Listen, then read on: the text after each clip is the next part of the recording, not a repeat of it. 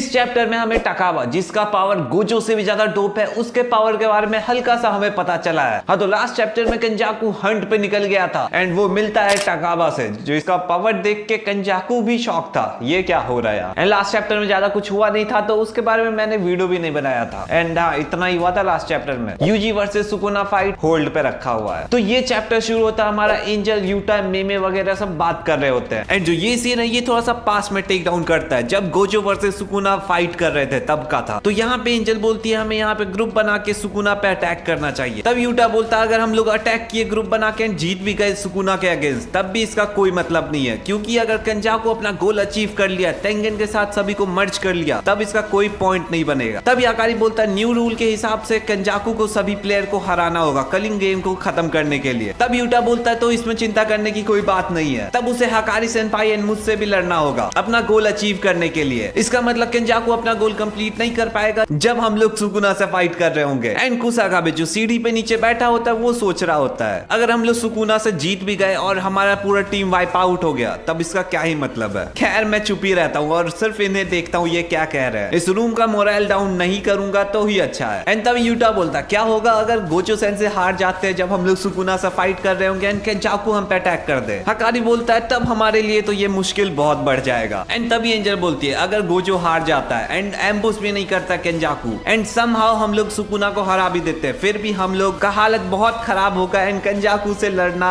नामुमकिन ही होगा लगभग। एंड इसी पे कुसाकाबे बोलता क्यों ना हम लोग जेनिन को भेज के इससे साथ बैटल करवा दे पहले, लेकिन फिर अगर अपना टीम स्प्लिट करते हैं सुकुना के फाइट से पहले तो वो सेंस नहीं बनाएगा, आई मीन उसका कोई फायदा नहीं हो। एंड एंजल इसी पे बोलती है आई रिकमेंड टकावा, उसे हम लोग फाइट करने के लिए भेज सकते हैं कंजाकू के साथ। एंड हकारी बोलता है वो बंदा जो क्या बोलता है वो भी समझ में नहीं आता है। एंड कुसाकाबे इसी बात पे बोलता है कि मुझे इस बंदे के बारे में बस इतना याद है कि his dick flopped out of his pant। I mean इतना डम कैसे हो सकता है, लेकिन हम लोग अभी तक जितना बार देखे वो फुल पैंट पहना है, फिर कैसे फ्लॉप्ड आउट, सोचने वाली बात। देखा मैंने प्लॉट होल खोज डाला मांगा में, जिस प्लॉट होल का किसी को जरूरत नहीं था। एंड तभी इसी के बाद एंजल बोलती है मैं तुम्हें टकावा के कर्स टेक्निक के बारे में कुछ बताने वाली हूँ जो कि तुम किसी को मत बताना, खास करके टकावा को, नहीं तो उस पर ये निगेटिव इंपैक्ट पड़ेगा। एंड एंजल बोलती है उसका कर्स टेक्निक है कि बस इसके बाद सीन कट हो जाता है। एंड इसके आगे हमें कुछ बताया नहीं गया है उसका कर्स टेक्निक एक्चुअली है क्या, हमें बस इतना पता है कि वो अपने इमेजिनेशन को रियलिटी में चेंज कर सकता है जो उसे एक्चुअली में फनी लगता है, बट उसका एक्चुअली पावर कुछ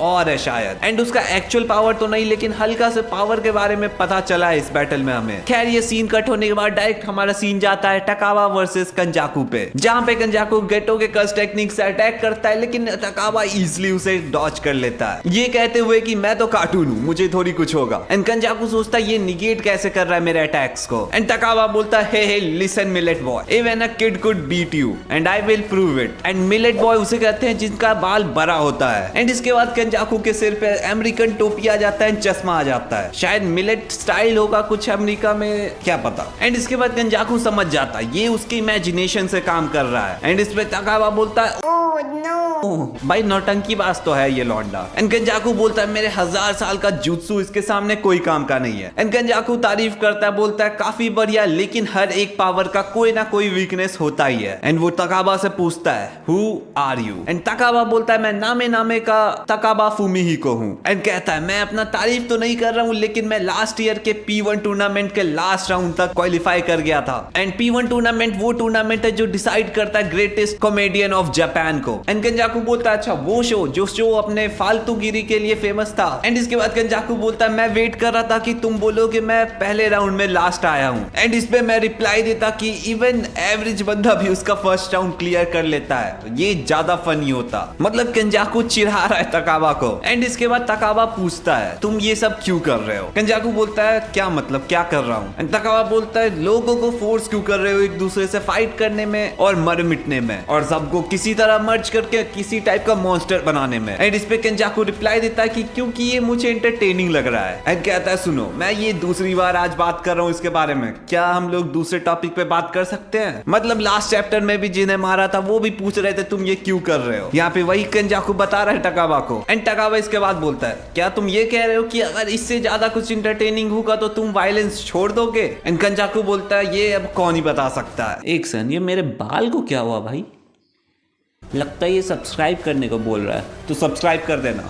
था कि नहीं, मजाक से हटके सब्सक्राइब कर देना। खैर आते हैं वापस से अपने मांगा पे। केंजाकू बोलता है अब ये कौन ही बता सकता है। एंड इसके बाद तकावा बोलता है hey it's written on your face, just try and make me laugh. And Kenjaku के फेस पे लिखा आता है मेक मी लाफ, एंड उसके हाथ में मिरर आ जाता है। मतलब अभी ये तो श्योर है कि ये जो सोचता है इमेजिन करता है वो सच हो जाता है। एंड ये बहुत ही ज्यादा डोप पावर है, अगर इसे अच्छे से यूज किया तो भाई किसी को भी इजिली हरा सकता है। एंड हराने का छोड़ो ये कुछ भी कर सकता है भाई। हाँ अगर इसका कोई लिमिटेशन है फिर अलग बात हुआ, लेकिन अगर मान लो इसके पावर का कोई लिमिटेशन नहीं होता भाई ये बंदा क्या क्या कर जाता। एंड इसके बाद टकावा बोलता है अब तुम मुझे कोई चॉइस नहीं छोड़े हो, अब मैं तुम्हें एक वन लाइनर दे रहा हूँ और ये बिल्कुल भी फ्री है, तुम्हें जितना मन उतना यूज कर सकते हो। और कहता है this is none of your business, मतलब समझ रहे हो बिजी नेट बिजनेस। देख रहे हो जोक बनाया इसने। देखो टकावा भाई बुरा मत मानना लेकिन जोक तो बढ़िया नहीं था। एंड इसका ये जोक सुन के केंजाकू भी लेम सा फेस बना लेता है, ये कैसा जोक है भाई।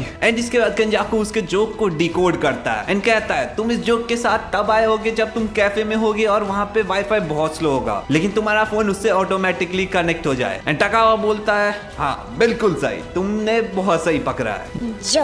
एंड कहता है well I am professional. And Kenjaku बोलता है लेकिन मुझे नहीं लगता ये जोक जो घर पे बैठ के सुन रहे होंगे उन्हें समझ में आएगा, ये सिर्फ कैफे वालों तक के लिए सीमित है। एंड उसके बाद सोच में पड़ जाता है तकावा है ये इतना ज्यादा डीप में चला गया। एंड इस वीडियो में तुम लोग कुछ नोटिस कर सकते होगे, मेरा बैकग्राउंड चेंज है, आंख पे देख सकते हो गोल गोल लाइट बना हुआ है। हाँ मैंने रिंग लाइट खरीदा है। एंड बैकग्राउंड इसलिए चेंज है क्योंकि मैं घर आया हूँ। एंड रिंग लाइट लगता था मुझे सस्ता होता होगा, 1000 के नीचे आ जाएगा, भाई ये तो काफी महंगा निकला। So now I am broke, तो एक सब्सक्राइब कर देना और मन करे तो सुपर चैट भी कर सकते हो। सॉरी सुपर थैंक, ये लाइव स्ट्रीम नहीं चल रहा है। एंड इसके बाद केंजाकू एक जोक सुनाता है टकावा को, आई मीन डिकोड करता है पूरे जोक को सुनाने के बाद। एंड कहता है देखो if you yank out my spine I can't stand, मतलब अगर तुम मेरे स्पाइन को हटा देते हो तो मैं खड़ा नहीं रह सकता। इसमें सेटअप भी है और पंच लाइन भी है। If you yank out my spine इसका सेटअप है एंड आई कांट स्टैंड इसका पंच लाइन है। लेकिन this is none of your business में ना कोई सेटअप है ना कोई पंच लाइन है, तो वो कैसे स्टैंड अप करेगा। आई मीन भाई इतना डीप जाके टर्न आउट किया इसके जोक को। एंड यही तकाबा सोचता है मेरे जोक को इतना डीप जाके कैसे डिकोड कर, ये सही में दिल में दर्द हुआ है। एंड केंजाकू कहता है तुम खुद में बहुत ज्यादा इन्वॉल्व रहते हो, तुम्हारे साथ कॉमेडी करना ज्यादा मजेदार भी नहीं है, प्लीज अपने जोक को अपने ऑडियंस के हिसाब से दिमाग में क्राफ्ट किया करो। एंड इससे थोड़ा सा मोरल डाउन होता है तकाबा का। एंड यही मौका देखता है अटैक कर देता है केंजाकू टकाबा पे। एंड यहाँ पे हमें थोड़ा बहुत पता चल रहा है टकाबा का पावर कैसे काम कर रहा है। जब उसे अपने आप पे कॉन्फिडेंस रहता है तो वो अपना पावर को बहुत अच्छे से यूज कर सकता है, और अगर कॉन्फिडेंस डाउन तो उसका पावर भी